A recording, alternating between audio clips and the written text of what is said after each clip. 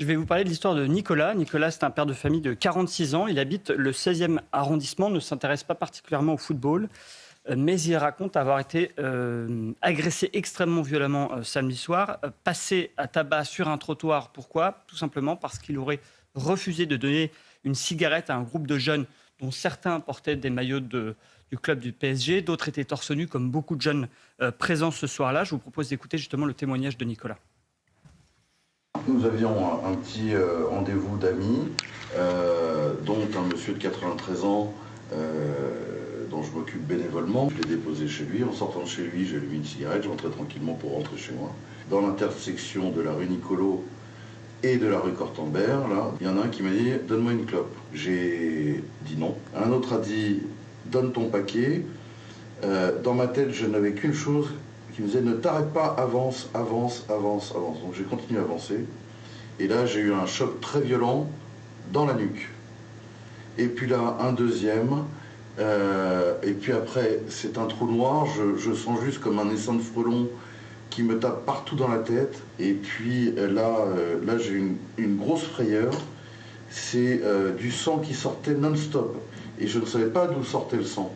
Et là, la voix de la dame, vite, vite, suivez-moi, venez vous mettre à l'abri, suivez-moi, venez vous mettre à l'abri. J'ai vu la mort.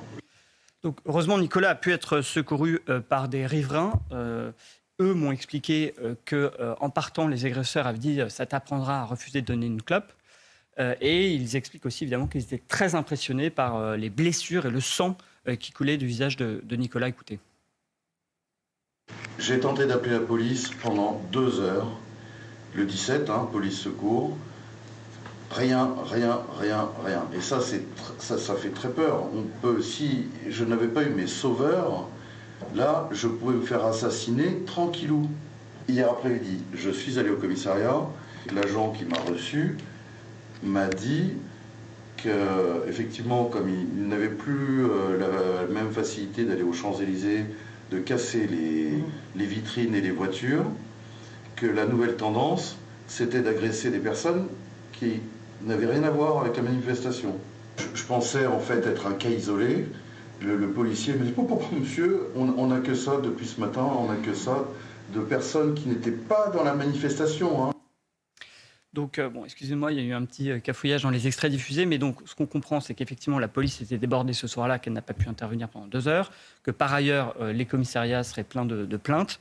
Je vous propose donc d'écouter le témoignage, si on l'a, donc de cette riveraine qui a soigné Nicolas et qui nous montre le sang sur le trottoir et surtout la gravité de ses blessures.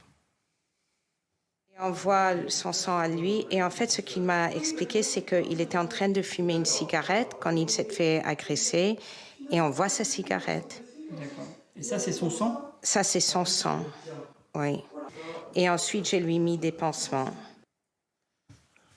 Voilà, écoutez, donc ce qui est assez intéressant c'est que comme l'année dernière en fait on se rend compte que le temps passant, les choses se décantant, on découvre qu'il y a des agressions qui sont passées inaperçues dans un premier temps parce qu'il n'y a pas forcément eu de plainte et qu'elles ne sont pas remontées encore. Et petit à petit, on découvre qu'il y a des intrusions dans des immeubles, des personnes qui sont agressées.